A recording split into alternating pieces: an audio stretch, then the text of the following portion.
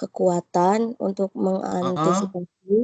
mengantisipasi apa yang akan atau mungkin terjadi di perusahaan ataupun diri sendiri.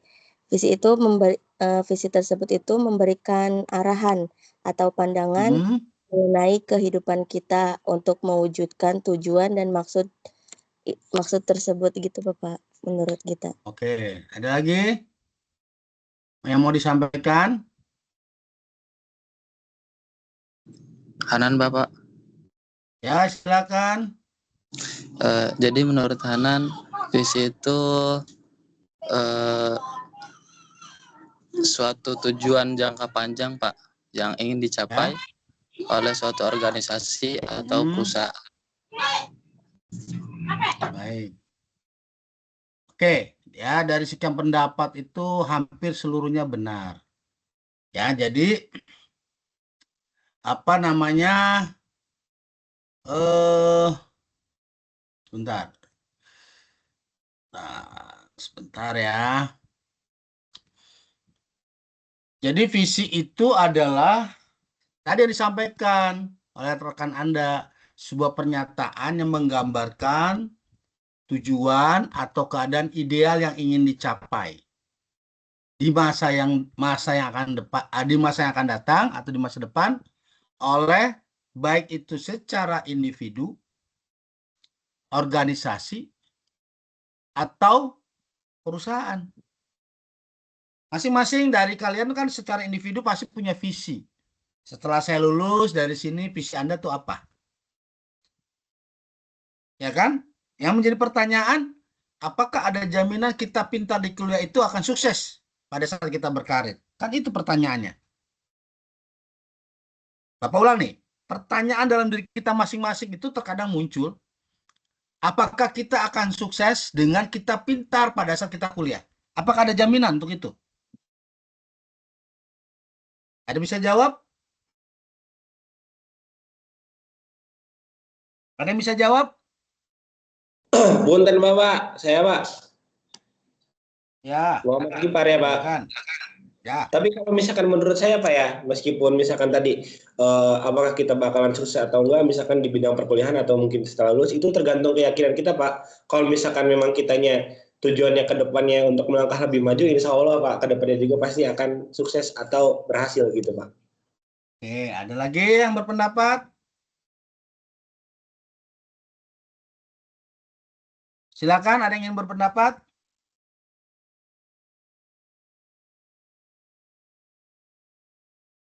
Apakah ada jaminan kita pintar pada saat kita kuliah untuk meraih suatu kesuksesan? Nah, sebenarnya nggak ada jaminan. Nah, yang jadi pertanyaan Bapak itu, apakah kalian mau pintar pada saat kuliah atau pintar setelah kuliah? Itu yang menjadi pertanyaan dalam diri kita masing-masing. Apakah kita akan pintar pada saat kuliah atau setelah kita kuliah? Jadi, kita walaupun sukses secara akademik, belum tentu ada jaminan untuk kita sukses juga di karir kita. Mengapa bisa demikian? Orang sukses itu biasanya banyak membangun relasi. Ya. Kedua, tidak baperan. Ya, kenapa harus dibangun banyak membangun relasi? Kita pintar, tapi kita tidak punya relasi. Nggak akan mungkin ada jaminan itu. Kita pintar, tapi kita orang baperan. Gimana? Mau sukses di karir. Ya, jadi tidak ada jaminan kita itu pintar secara akademik pada saat kita kuliah akan sukses pada saat kita karir. Jadi nggak usah merasa minder, merasa terbelakang di saat kita nggak bisa apa-apa pada saat kita kuliah. Tapi bangunlah relasi sebanyak mungkin dan jadilah orang yang jangan yang baper. Lalu memiliki visi ke depan dan aktif dalam berorganisasi di dalam kampus. Biasanya orang-orang seperti itu walaupun dia nggak pintar, karena dia sudah membangun relasi ke sana-sini pada saat kuliah, insya Allah itu biasanya orang itu lebih sukses daripada yang dia pintar di dalam akademik. Ya, tapi yang moga-moga kalian juga pintar di akademik pada saat kuliah, juga nanti sukses di karir. Tapi yang seperti itu jarang. Kan kadang orang berbicara, contoh lah, kita orang-orang sukses, orang-orang besar, pertanyaannya ada nggak yang sukses kuliah? Pendiri Facebook, kuliah hancur. Ya, bener nggak? Pendiri Microsoft, Bill Gates, pada saat kuliah bagus nggak? Albert Einstein, pada saat kuliah, baca biografi mereka orang-orang besar. Mereka yang memiliki visi ke depan. Mereka memiliki orang yang tidak baperan, tahan banting. Ya, baru dicemooh sedikit jangan baper, biasa aja. Itu tantangan buat kita, motivasi buat kita. Kada orang yang meledek kita, ya biarkan saja. Anggap itu ledekan yang nanti akan meledek pada dirinya sendiri, kan gitu. Tapi kalau kalian diledek sedikit, baper ya susah. Ya, itu penting dalam kita membangun visi. Ya, jadi visi biasanya itu bersifat jangka panjang. Kalau kalian nih visi punya apa dalam hidup Anda? Saya setelah lulus, mulai dari semester pertama, 4 tahun ke depan setelah saya lulus, saya di tahun kelima, saya harus sudah bisa bekerja.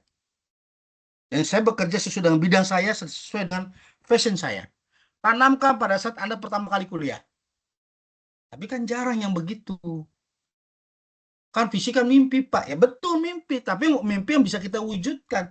Jangan mimpi yang tidak bisa kita wujudkan. Ya. Lalu bersifat inspiratif. Anda terinspirasi oleh siapa membangun visi itu? Oh, saya pernah punya teman dia sukses di bidang ini. Anda terinspirasi olehnya sehingga Anda membangun mimpi itu sesudah inspirasi Anda. Lalu apa?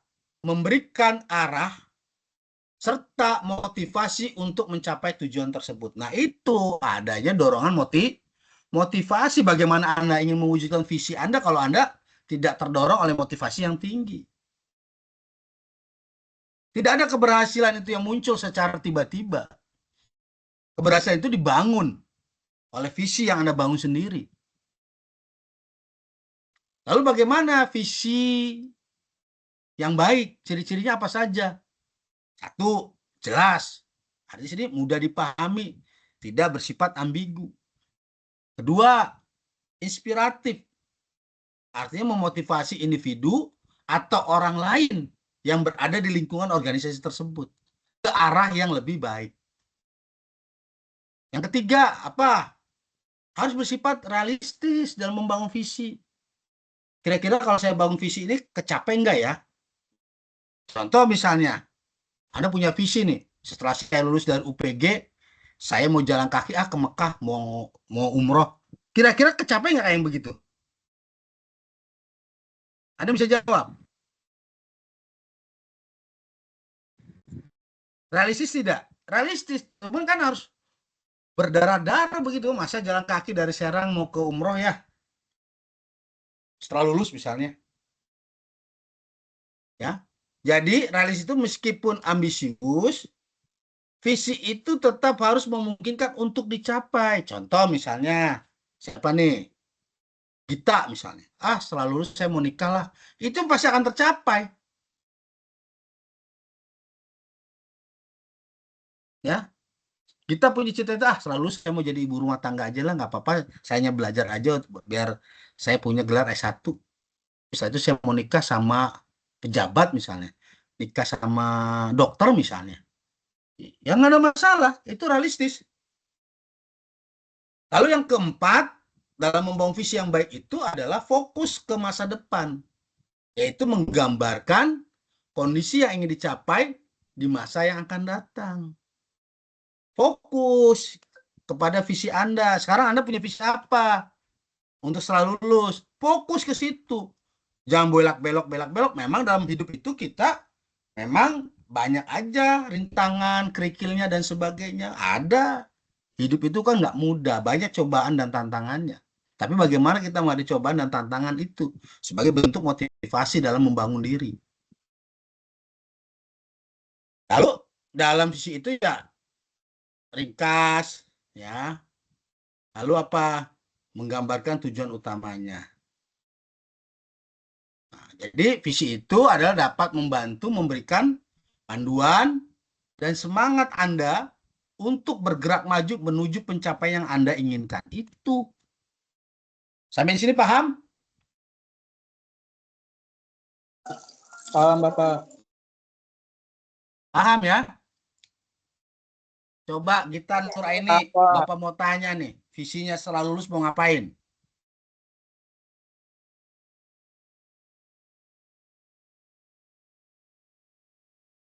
Mana kita? Oh, diem aja. Hadir Bapak. Ya, visinya apa setelah kamu lulus? Niatnya sih pengen mengabdi kayak menjadi guru gitu Bapak. Kayak kita udah Oke.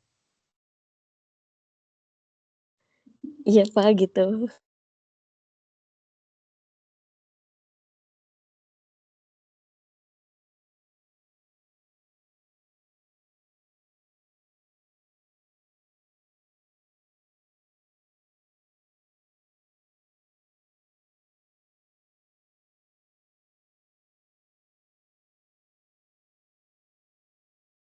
Oke, ya jadi bagaimana kamu mau jadi guru kan berarti kan sekarang sifatnya harus bisa mendidik, bersifat sabar. Apa dilakukan dari sekarang? Bagaimana kita termotivasi menjadi guru? Ya, coba ini, Afi Mula. Hadir, Pak. Ya, apa visi Anda setelah Anda lulus? Untuk visi ya, Pak ya. Ini nggak pakai misinya kan, Pak, visinya aja. Ya, visi aja. Kalau nanti misi Mas, misi ya Pak, gitu kan. Iya. Ya kan visi itu sesuai keinginan gitu deh buat Ya, saya buat mau di masa tanya depan ya, Pak ya. visi yang Afi ini setelah Iya. lulus mau ngapain? Iya, Pak. Ini Afi cuman ngejelasin Nah, visi gimana, dulu. gimana? Itu Afi ngejelasin visi Afi sendiri gitu. Jadi untuk visi Afi itu pengen membuat bisnis gitu tuh, Pak. Jadi Afi tuh keinginan banget gitu tuh jadi bisnis di sebuah brand gitu tuh, Pak. Kayak brand sepatu ataupun brand baju yang lainnya. Dan memang di luar sana tuh ya, di brand-brand kayak gitu tuh meskipun lumayan banyak ya, meskipun banyak saingannya gitu tuh Pak, tapi keinginan Api pengen membuat brand gitu tuh Pak, brand keinginan sendiri. Dan memang hari ini pun Api udah mulai, cuman masih ini kan masih gimana Pak ya, cuman keinginan doang kan Pak ya, masih belum tentu bener apa tidak, tapi keinginan Api tuh pengen membuat bisnis brand gitu tuh Pak. Iya, jadi bisnis baju atau sepatu yang lainnya gitu tuh Pak. Oke, baik. Nah, pertanyaan Bapak kan gini, Afi ingin punya cerita, punya brand sendiri. Udah membangun relasi belum? Nah, kalau untuk relasi, alhamdulillah Api banyak nih Pak relasinya dari Nah, teman-teman itu Api salah yang satu langkahnya adalah membangun relasi. Bagaimana kita belajar dengan orang-orang yang sudah berhasil. Bagaimana kita menimba ilmu dari orang yang sudah sebelumnya bermain bisnis di situ. Harus begitu. Banyak sering diskusi dengan orang-orang yang sudah berhasil di bidang itu. Apa sih tipsnya? Apa sih langkah-langkahnya? Apa sih bagaimana gitu loh. Tapi kalau kita punya keinginan begitu, kita diam saja, itu hanya mimpi. Jadi apa yang dilakukan Afi udah bagus. Tinggal bagaimana membangun relasi lebih baik lagi ke depan. Harus banyak diskusi dengan orang-orang yang sudah menekuni di bidang itu sebelumnya. Oke, ya. Nah, baik nih, materinya Bapak share dulu ya. Nah, tadi. Share dulu.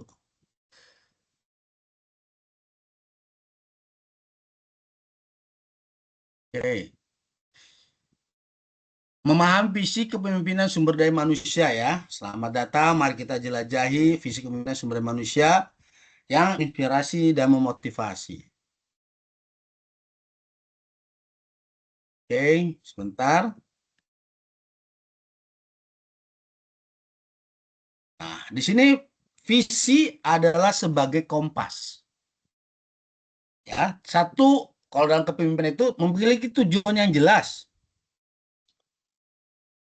Visi berfungsi sebagai peta jalan bagi organisasi, membantu strategi, dan keputusan menuju masa depan. Lalu harus ada sebagai motivasi bersama. Visi itu menyatukan tim. Kalau kita bekerja dalam satu tim, misal tadi Afi dalam membangun brand, Afi punya siapa saja rekan-rekannya. Sevisi tidak dengan Afinya sebagai leader misalnya. Itu bersifat menyatukan tim, memberikan arahan yang jelas, dan menginspirasi mereka untuk mencapai tujuan bersama. Jadi apa yang Afi bangun tuh pengen punya brand sendiri. Misal Afi udah punya anak buah 2 nih. Yang 2 orang ini isinya harus sama. Satu frekuensi dengan Afinya, kedua orang tersebut. Kalau yang satu nggak satu frekuensi, repot. Ya, karena motivasi bersama di sini untuk menyatukan tim, memberikan arah yang jelas, dan menginspirasi mereka untuk mencapai tujuan bersama. Kalau bikin visi ya jangan muluk-muluk lah, yang sederhana tapi tercapai kan gitu. Kayak tadi Afi itu sederhana, tapi insya Allah tercapai. Lalu berikutnya apa lagi? Melebihi ekspektasi. Satu, bagi pelanggan apa? Memenuhi kebutuhan mereka. Bagi karyawan apa? Memberdayakan. Bagi organisasi apa? Meningkatkan kinerja. Bagi masyarakat memberikan dampak positif. Ini harus kita perhatikan ekspektasinya. Untuk pelanggan itu bagaimana? Misalnya Afi tadi, oh pelanggan saya sukanya yang tipe begini nih, brandnya nih. Nah, lalu anak buah tadi yang sebut karyawan atau anggota tim tadi, ya diberdayakan. Kamu punya ide apa? Kamu punya ide apa? Kamu punya ide apa? Ayo kita sama-sama satukan ide kita. Ini loh, kita pengen mewujudkan ini. Begitu. Nah, kalau itu sudah kebutuhan pelanggan sudah terpenuhi, lalu memberdayakan anggota tim sudah terpenuhi, maka secara otomatis organisasi itu akan meningkat kinerjanya.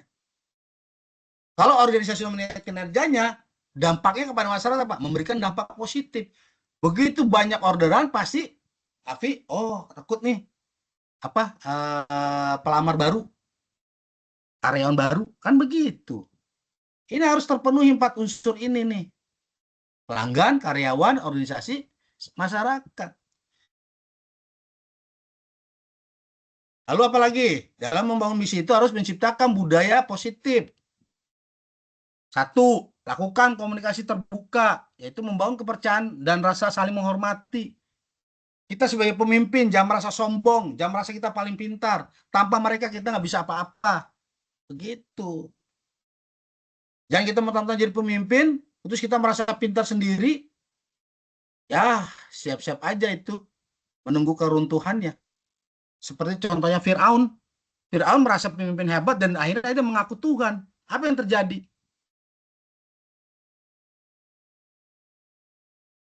Ya, bisa dipahami di sini? Jadi kita harus selalu berpikir bahwa kita bisa duduk di puncak yang sekarang kita berada itu adalah karena kita dibantu oleh tim yang kuat. Bukan karena individu kita, tapi kita dibantu, ditopang, diangkat oleh tim yang solid dan kuat. Lalu apalagi? Pengembangan berkelanjutan, mendukung pertumbuhan dan pembelajaran karyawan. Yang kemarin Bapak bilang, berikan dia kompetensinya di bidang apa, berikan dia diklat dan pelatihan dan seterusnya, seperti yang kemarin Bapak udah sampaikan dalam pertemuan sebelumnya. Lalu berikan pengakuan dan aspirasi, apresiasi, menghargai kontribusi dan dedikasi. Jadi bagi karyawan berprestasi, dia paling menonjol, dia paling solid dalam tim, sebagai leader dan sebagainya, berikan penghargaannya. Apresiasi kasih. Jangan nih Pak, kita berhasil dalam organisasi nih. Semua sudah berkontribusi tapi nggak ada apresiasi. Waduh, kata karyawan apa? Capek-capek gue, nggak ada bonusnya, percuma aja. Akhirnya begitu. Berikan apresiasi berupa apa? Bisa saja, terima kasih ya, kalian sudah bekerja dengan baik. Kalian boleh liburan selama 1 minggu misalnya. Kan dia apresiasi. Atau dikasih bonus yang besar-besar. Atau kasih penghargaan dalam bentuk sertifikat. Naikkan jabatannya dan sebagainya, kan begitu. Jangan nih kita berhasil diam-diam saja. Nggak ada bentuk rasa terima kasih, itu tidak ada ya. Itu pemimpin yang tidak baik. Karena visi itu terwujud karena apa? 1, kepemimpinan yang baik. 2, dibantu oleh tim yang solid di bawah. Anda bisa bayangkan contoh kemarin pilkada. Ya, kita nyalon nih. Terus tim suksesnya nggak solid, gimana coba? Apa yang terjadi?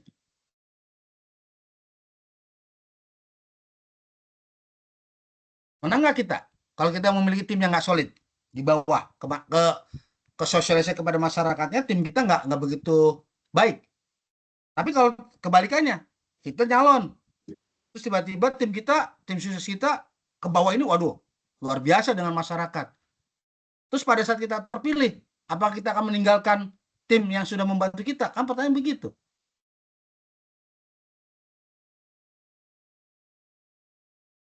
Oke, berikutnya apa nih? Transformasi digital. Nah, terapkan teknologi untuk meningkatkan efisiensi. Lalu gunakan data untuk pengambilan keputusan yang lebih baik. Lalu lakukan kolaborasi, meningkatkan kolaborasi dan komunikasi. Ini 3 langkah ini kalau Anda sudah berjalan, udah baik, tingkatkan teknologinya, ya. Lalu gunakan data berdasarkan untuk pada saat pengambilan keputusan lebih baik. Misalnya gini, data kita tentang konsumen kita bagaimana nih? Mereka lebih suka produk yang mana? Kalau kalian nggak punya data yang baik, bagaimana Anda ingin mengembangkan produk yang Anda akan kembangkan? Kalau Anda nggak memiliki data yang valid. Ya, berikutnya apa? Berikan kepemimpinan inovatif. Di sini ada 3. 1, membangun tim, membentuk tim yang tangguh dan berdedikasi. 2, membudayakan inovasi, mendorong kreativitas dan ide-ide baru. 3, menerapkan solusi, menyelesaikan masalah dengan solusi inovatif, bukan saling menyalahkan.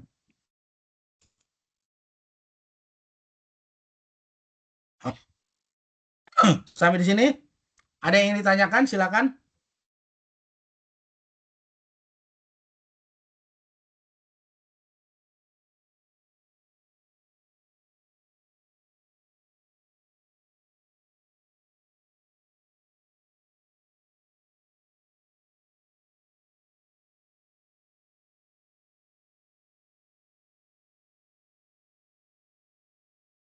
Gimana? Sampai sini ada yang ditanyakan? Silakan.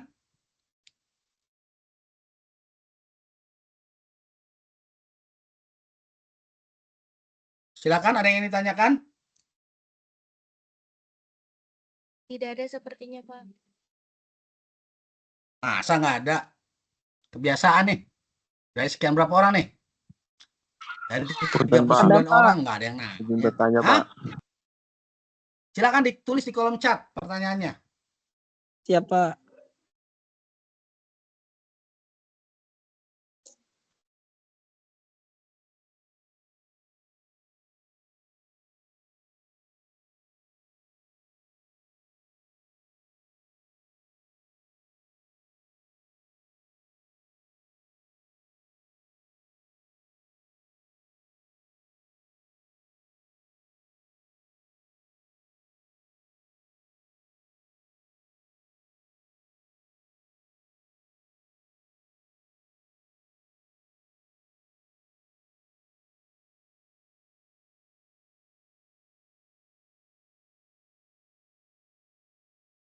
Ya, muncul di chat. Siapa yang mau nanya silakan di kolom chat. Dapat tunggu pertanyaannya.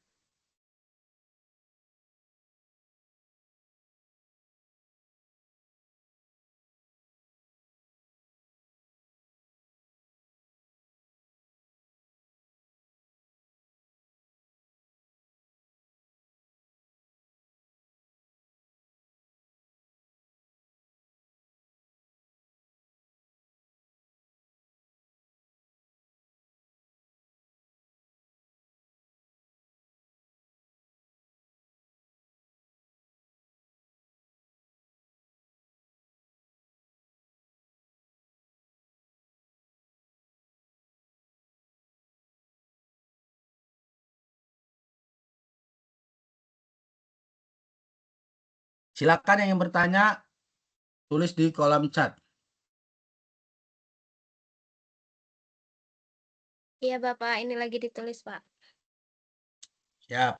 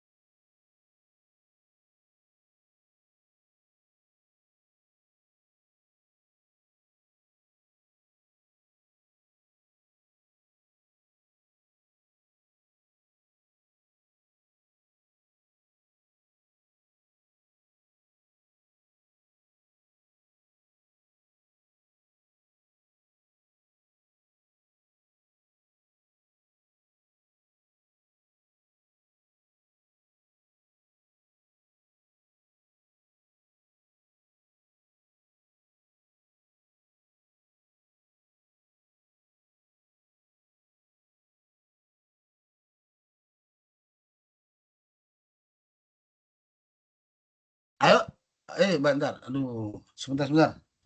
Waduh, baterainya low. Wait dulu.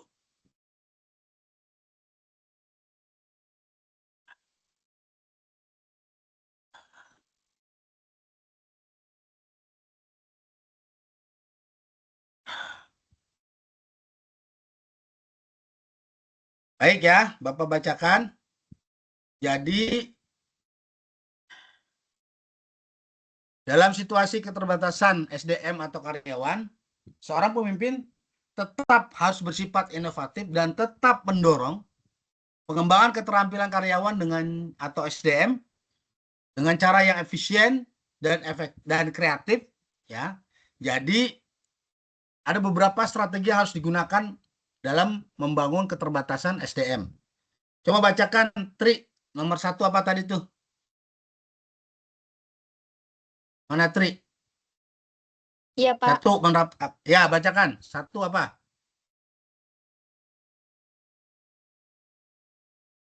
Satu apa Tri? Bacakan tuh tadi Bapak udah. Iya, Pak. 1 itu menerapkan pelatihan berbasis mentor dan kolaborasi, mentorship dan coaching internal, memanfaatkan karyawan berpengalaman untuk menjadi mentor bagi karyawan yang ingin mengembangkan keterampilan tertentu. Yang kedua itu sesi berbagi pengetahuan, knowledge sharing, mengadakan sesi rutin di mana karyawan berbagi. Yang kedua apa tuh? Bacakan. Yang kedua, menggunakan teknologi dan sumber belajar gratis. Platform e-learning gratis memanfaatkan sumber daya online seperti Coursera, edX, atau video edukatif di YouTube. Webinar dan podcast, mengikuti webinar dan podcast profesional yang dapat diakses tanpa biaya. Ketiga juga, Pak. Iya, bacakan karena kamu yang nanya kan? Iya, Pak. Yang ketiga, rotasi pekerjaan, job rotation, memberikan kesempatan bagi karyawan untuk bekerja di berbagai posisi atau departemen guna memperluas keterampilan dan wawasan mereka.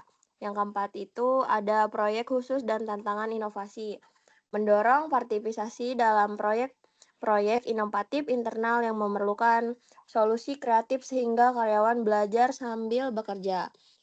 Terus adapun menyelenggarakan tantangan atau kompetisi inovatif yang mendorong eksplorasi keterampilan baru. Siapa lagi tuh? Lanjut. Yang kelima, pelatihan micro learning, memberikan pelatihan dalam bentuk modul singkat dan fokus yang mudah diakses dan diterapkan. Misalnya sesi 10-15 menit tentang keterampilan tertentu. Yang terakhir, penguatan budaya belajar, mendorong directed learning, memberikan waktu khusus agar karyawan dapat belajar mandiri. Terus adapun penghargaan atas upaya belajar, memberikan apresiasi atau pengakuan kepada karyawan yang aktif mengembangkan diri. Yang ketujuh ada mengadakan simulasi atau role playing. Simulasi masalah nyata atau sesi role playing dapat membantu karyawan mempraktikkan keterampilan baru tanpa memerlukan banyak sumber daya. Yang kedelapan ada evaluasi atau umpan balik berkala. Umpan balik ini memberikan secara berkala untuk membantu karyawan memahami area yang perlu ditingkatkan dan merancang pengembangan yang lebih tepat sasaran. Dengan strategi ini, pimpinan inovatif dapat memaksimalkan potensi karyawan meskipun dalam kondisi keterbatasan sumber daya.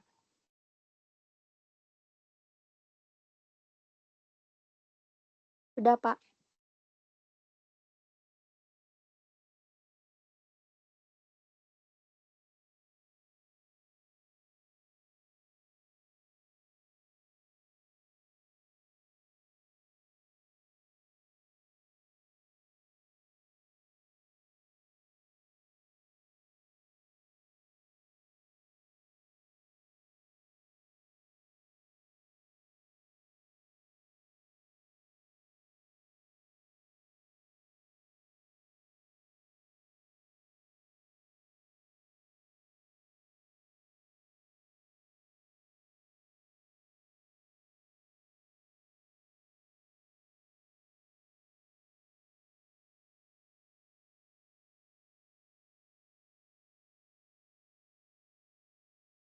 Maaf, Bapak tadi keluar ya, bentar ya. Ini lupa dicolokin ini nih. Apa laptopnya jadi mati sendiri. Gimana? Udah selesai dibaca? Sudah, Pak. Oke, ya itulah pertanyaan dari Tri Cahyaningrum.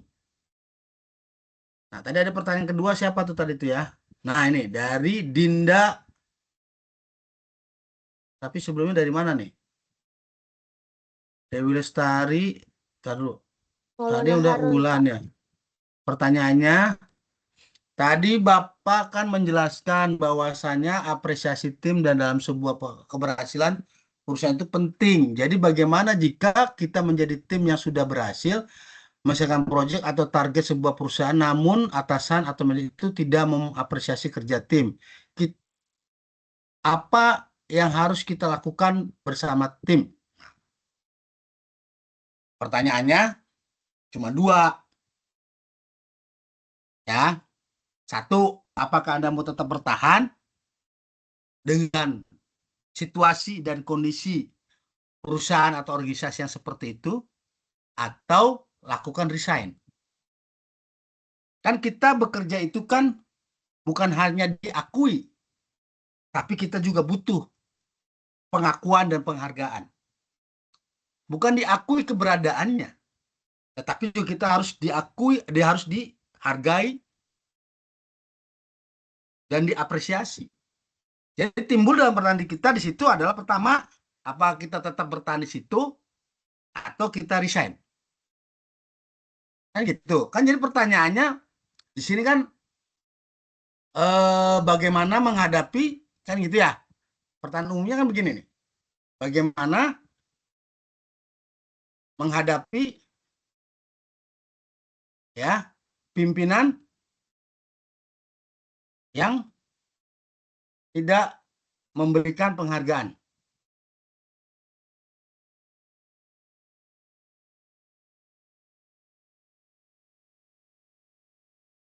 Kan itu pertanyaan. Jadi bagaimana kita menghadapi pimpinan tidak menghargai?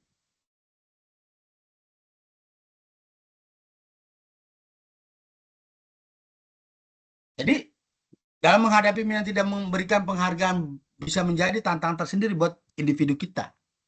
Namun sekali lagi kan tadi ada pertanyaan, kita tetap apa kita tetap bertahan atau kita resign. Kalau kita tetap bertahan di situ, ada beberapa langkah yang dapat kita lakukan untuk menjaga motivasi dan profesionalisme dalam situasi yang seperti itu. Tadi pertanyaan siapa? Tadi yang bertanya siapa? Tadi yang bertanya? Halo? Tadi yang bertanya Saya siapa? Pak Maulana Harun. Ya, silakan baca nih. Apa triknya?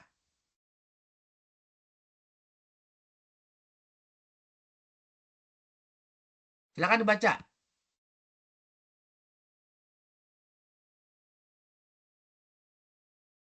Silakan dibaca.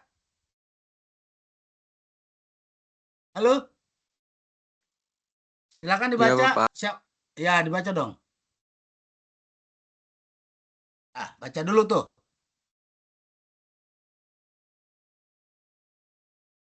Ayo, siapa tadi namanya? Saya Pak Maulana Harun Pak. Ya, silakan dibaca Harun.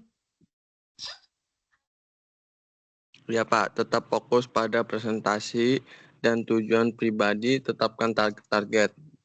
Jadi pribadi fokus pada pengembangan diri dan mencapai yang ingin diraih meskipun pengakuan eksternal minim. Bangga pada diri sendiri, akui dan apresiasi supaya serta pencapaian kita secara pribadi untuk menjadi motivasi internal. Nah, selanjutnya itu cari umpan balik secara langsung. Minta evaluasi kinerja, sampaikan keinginan untuk mendapatkan masukan dan evaluasi dari atasan agar kita tahu di mana posisi kita, bersikap proaktif juga. Jangan ragu untuk bertanya tentang kontribusi kita dan apakah ada area yang bisa ditingkatkan. Nah, selanjutnya juga membangun dukungan dari rekan kerja, kolaborasi dan networking. jalani hubungan baik dengan rekan kerja yang bisa saling mendukung dan mengapresiasi kerja satu sama lain. Nah, kita juga memilih tim yang positif. Lingkungan kerja yang positif dapat mengurangi dampak dari kurangnya apresiasi dari pimpinan. Itu Pak, udah Pak. Terima kasih. Itu bakatnya lagi 5 itu masih ada.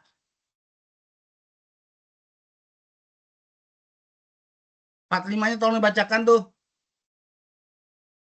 Oh iya Pak, iya siap. Nah, selanjutnya ada dokumentasikan pencapaian kita.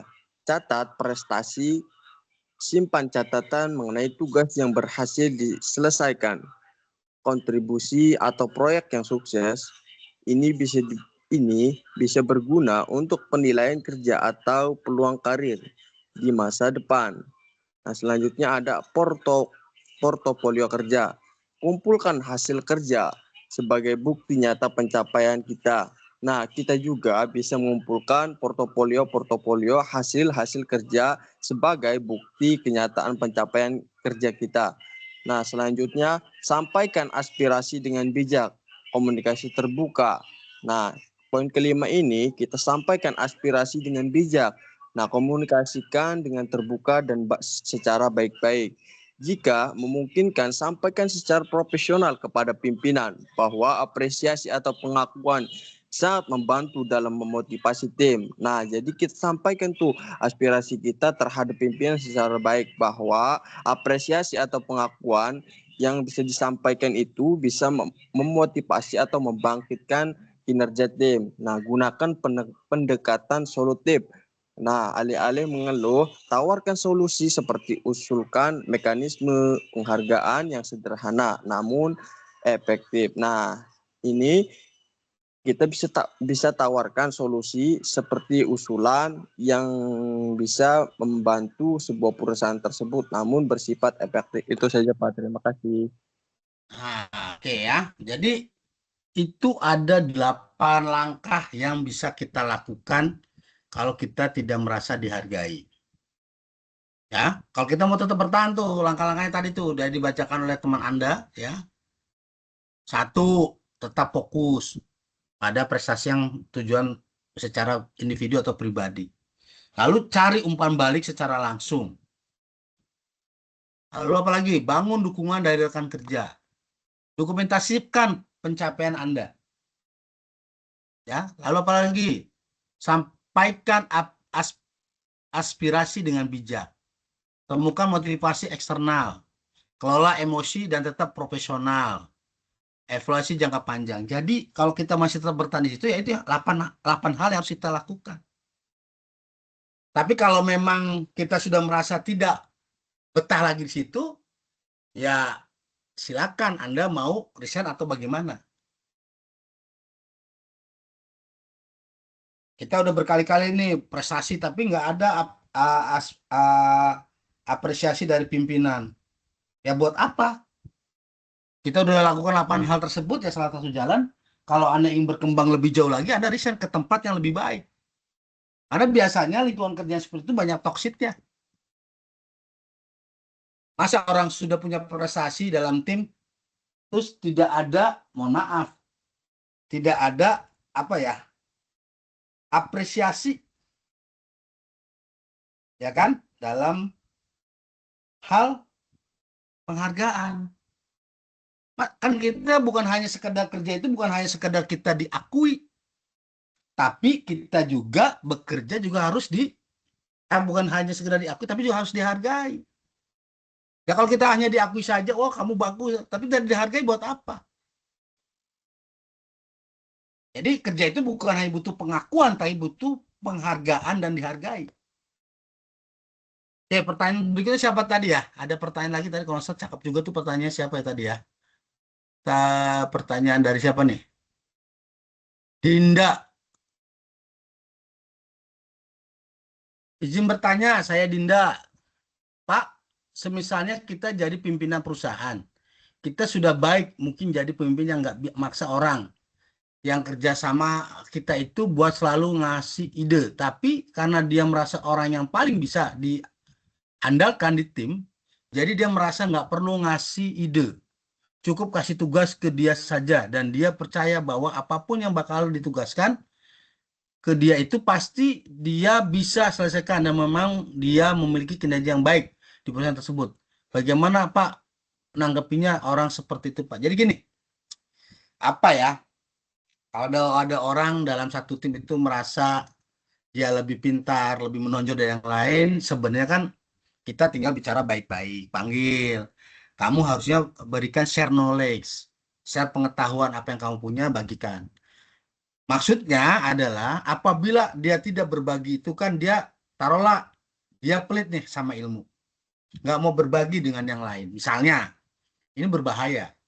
Kalau kita sudah bersifat bergantungan kepada satu orang, dan dia akan merasa lebih sombong. Ini perusahaan, ada organisasi, kalau nggak ada saya pasti hancur. Apa yang harus kita lakukan?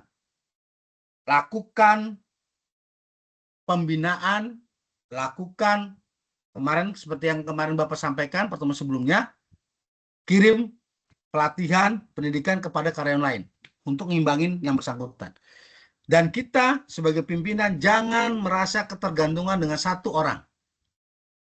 Makanya perlu ada yang namanya delegasi kepada semua tim, jangan hanya kepada satu orang. Kalau kita sering memanjakan satu orang, akibatnya orang itu akan menjadi, bisa saja dia menjadi orang yang kita percaya, tapi dia orangnya mau berbagi, itu baik. Tapi kalau dia merasa dia lebih dibutuhkan, merasa lebih pintar, timbullah jiwa sombongnya, tanpa saya ini perusahaan nggak bisa apa-apa. Itu bahaya. Makanya berikan tugas yang merata kepada semua anggota tim. Jangan melihat, oh ini nggak bisa, oh ini bisa, oh ini nggak bisa. Karena kita satu tim. Yang namanya tim bagaimana? Contoh misalnya, dalam tim sepak bola. Apa yang terjadi kalau kita hanya mengandalkan satu atau dua orang dalam tim sepak bola? Makanya kan ada beberapa manajer atau pelatih itu, ya dia nggak bergantung kepada pemain top. Semua pemain diperlakukan sama. Tidak ada yang istimewa.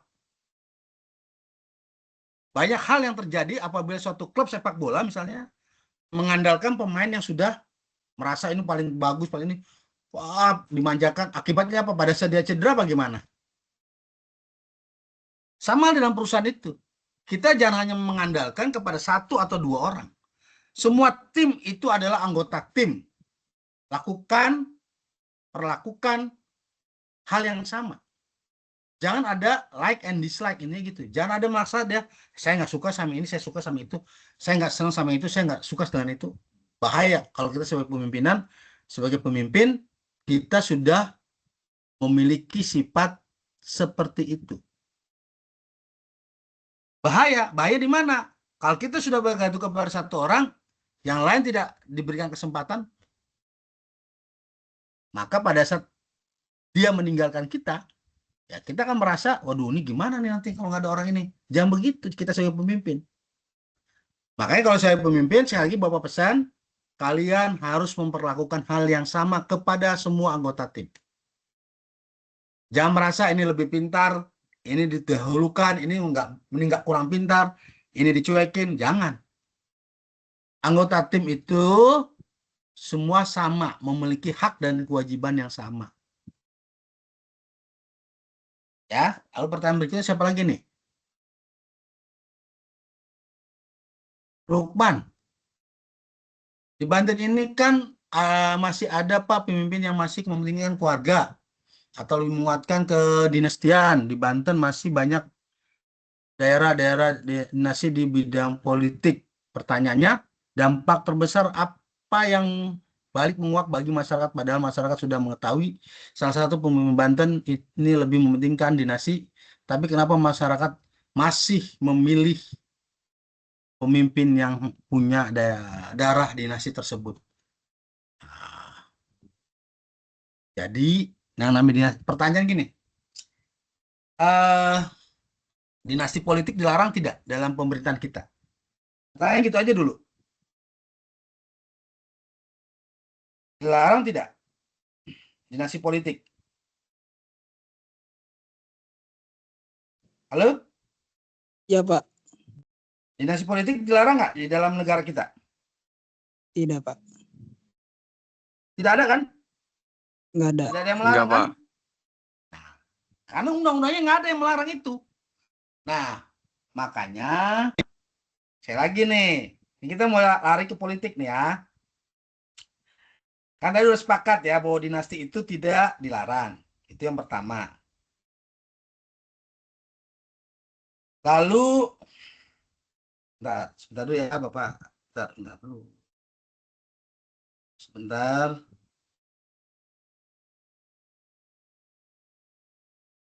Kalau undang-undangnya tidak melarang terkait sistem dinasti di kepemerintahan kita, ya sah-sah saja. Selama dinasti itu berpotensi, kenapa tidak? Ya, lalu pertanyaan kan dibalik. Kalau nggak punya prestasi, gimana Pak dinastinya? Ya kembali kepada diri kita. Apa kita ingin memilih pemimpin yang seperti itu? Karena jujur, pemahaman politik di masyarakat Banten ini, terutama daerah Lebak, Pandeglang, Serang, baik kabupaten maupun kota, itu masih rendah pemahaman politiknya. Ya kebanyakan kita kan diguyurnya pakai apa? Serangan fajar lah, yang disebut serangan fajar, bansos lah, apalah. Pertanyaannya, kita bisa nolak itu enggak? Kan ini seperti zaman kolonial Belanda. Ya, kolonial Belanda apa? Belanda itu lebih suka kalau banyak rakyat yang miskin. Sehingga dia akan datang kepada kita untuk minta bantuan. Ini yang diterapkan oleh dinasti. Contoh, kasih contoh nih ya, contoh orang Pandeglang. Bapak karena orang Pandeglang. Dengan ada dinasti, apa Pandeglang lebih maju? Tidak. Tapi kenapa masyarakat milih yang itu? Yaitu tadi, kecerdasan masyarakat dalam berpolitik tidak melihat figur, tapi melihat, yaitu tadi, transaksi jual beli suara. Siapa yang ngasih lebih besar, itu yang dipilih. Kan begitu di masyarakat. Tapi kalian, dari kalangan akademik, kalangan intelektual, apa mau seperti itu? Kan kembali kepada diri kita. Yang tidak boleh itu kan korupsi. Nepotisme, boleh. Ya kan? Dinasti, boleh. Yang nggak boleh itu korupsi. Di kita itu. Kolusi, nepotisme, boleh. Yang nggak boleh itu korupsi. Jadi kembali lagi kita kepada zaman kerajaan. Raja punya putra mahkota, rajanya meninggal, ganti sama putra mahkota. Ya sekarang ini yang terjadi. Tinggal bagaimana? Karena masyarakat itu lebih suka, lebih senang kalau yang datang itu ngasih uang atau ngasih sembako. Pasti dipilih. Beda dengan orang yang datang menawarkan visi misi yang baik tanpa mengeluarkan sesuatu. Nanaonan, apa-apaan itu orang datang, nggak ngasih apa-apa, dicuekin kan masyarakat. Tapi kalau yang datang, ya mohon maaf, tanda kutip, kita nggak kenal aja misalnya, ngasih sesuatu, dipilih nggak kira-kira? Kamu mau tanya, dipilih nggak kira-kira? Dipilih, Pak. Iya kan? Memang kebiasaan masyarakat kita kan itu. Kebiasaan masyarakat kita ya seperti itu. Datang di saat yang tepat, ya, ngasih sesuatu, pasti dipilih. Tapi kalau kita datang ke masyarakat, memberikan sosialisasi tentang kecerdasan berpolitik, ya didengarkan, cuman nggak dilaksanakan.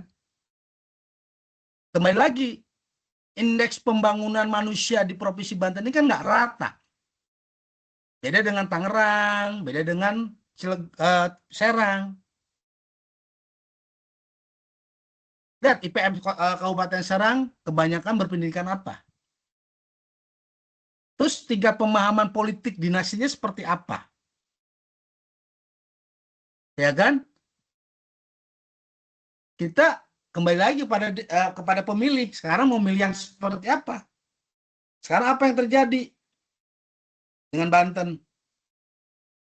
situasi politiknya. Dinasti tumbang.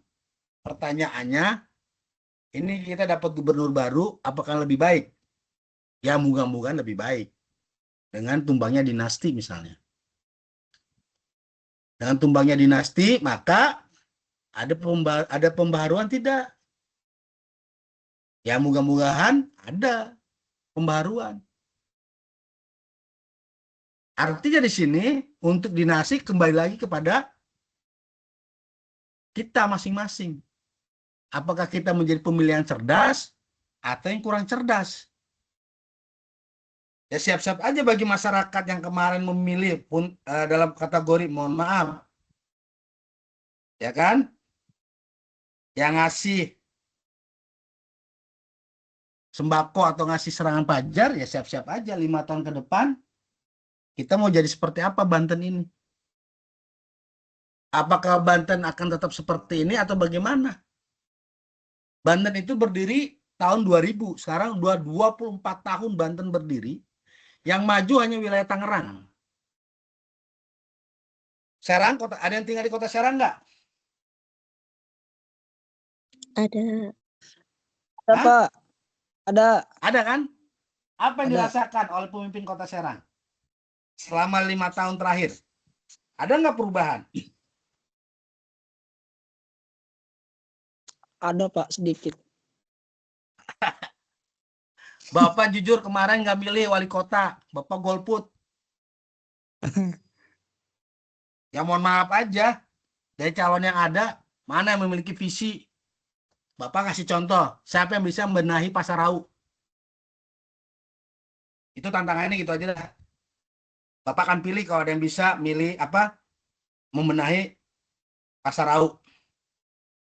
Pasar kebanggaan Kota Serang. Yang sekarang menjadi seperti apa? Ya. Sekarang banjir, Namanya Pak. RTC.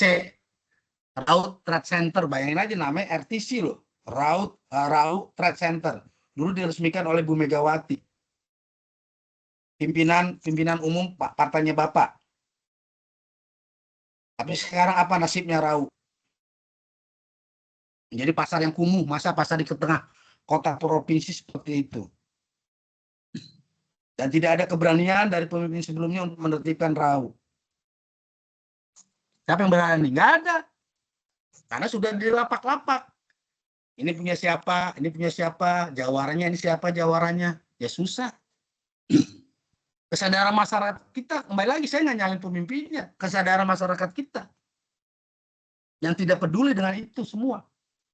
Karena di kita ini masih ciri khasnya, masih ada jawara dan sebagainya.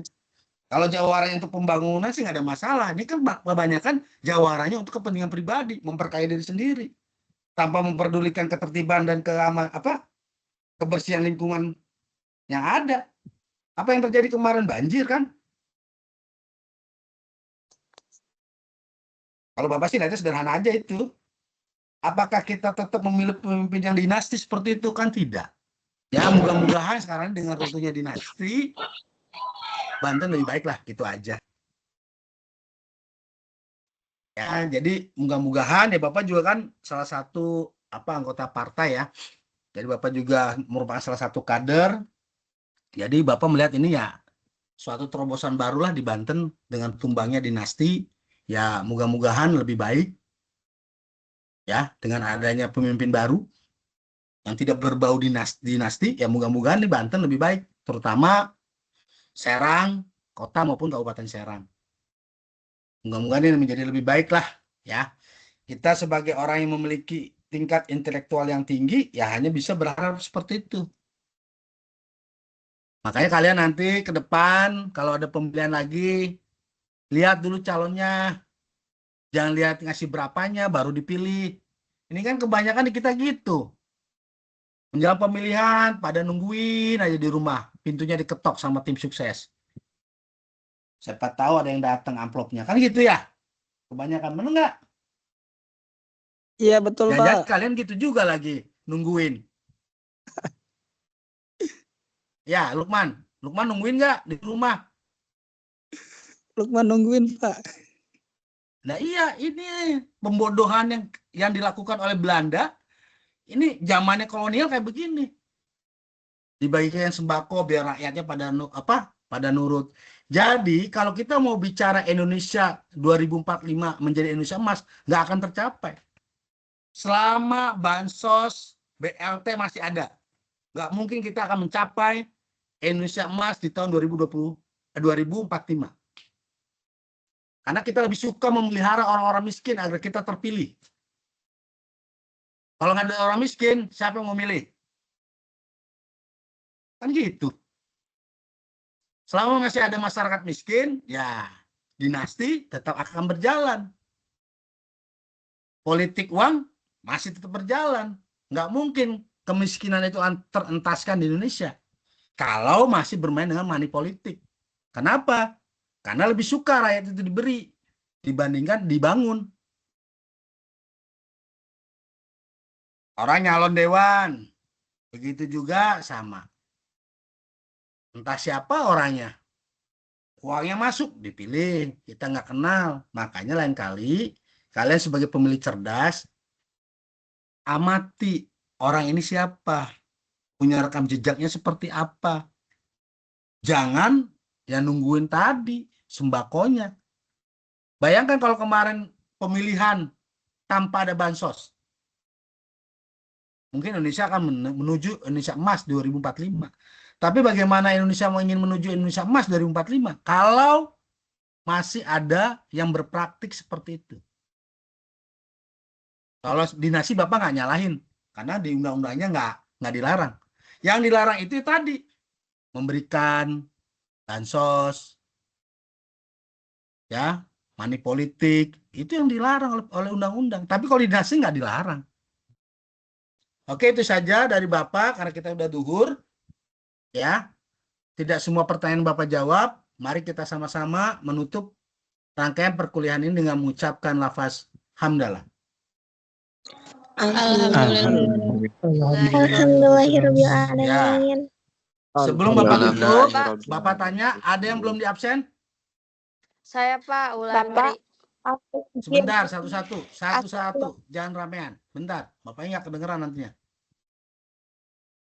Sebentar, Bapak buka dulu absennya. Oke, siapa? Wulandri Pak. Tri Cahya. Wulan. Sebentar. Wulan. Wulan siapa? Wulandri Cahya. Wulan Tri. Sebentar. Nama panjangnya siapa? Wulandri Cahya Pak. Wulan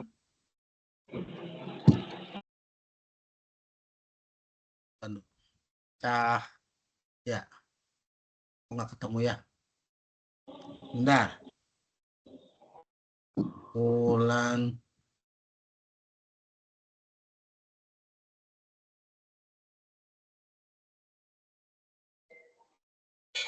Saya Pak Maulana Harun, Pak. Bentar, satu-satu. Bentar ya. Wulan Tri Cahya. Ya, Pak. Sebentar. Oke. Tadi siapa lagi? Muhammad Harun. Maulana Harun, Pak. Maulana. Sebentar, satu-satu. Tadi laki-laki siapa? Maulana Harun, Pak. Harun Masiku ya? Maulana Harun. Oh, kirain Maulana Harun Masiku. Oke, siapa lagi? Aslik Hatur Rosidah, Pak. Siapa? Aslik. Iya. Bentar, satu-satu ya. Aslik. Sebentar. Oke, Aslik.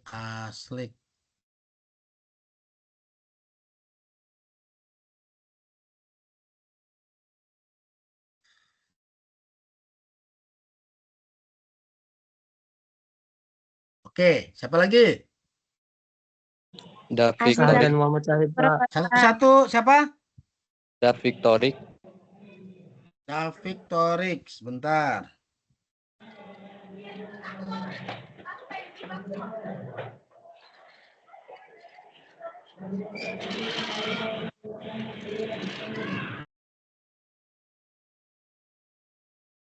Oke, udah Victoria udah di absen. Tadi kan udah. Siapa lagi? Syahdan Muhammad Syahid, Pak. Syahdan. Iya, Pak. Oke, Syahdan udah. Kasih, Pak. Udah, Bapak rubah. Oke, siapa lagi? Asi Sapuro, Bapak. Asi Sapuro. Sebentar. Asi Sapuro udah di absen. Ngapain ini lagi? Ayo, siapa lagi? Sintiawati, Bapak. Sintiawati. Sintiawati. Ya, Pak. Sintiawati? Iya, Pak. Sintiawati, oke, sudah. Dirubah, Mak. Bapak, udah. Siapa lagi? Ada? Ada lagi? Baik, Bapak nanti akan share pertemuan ke-7 dan ke-8. Bapak share di grup ya. Tidak ada lagi ya, yang ini ya. Baik, kalau tidak ada lagi absennya berarti kita sama Bapak tutup. Wabillahi taufik wal hidayah. Wassalamualaikum warahmatullahi wabarakatuh. Waalaikumsalam warahmatullahi wabarakatuh. Terima kasih, Pak. Yuk. Waktu. Makasih, Pak.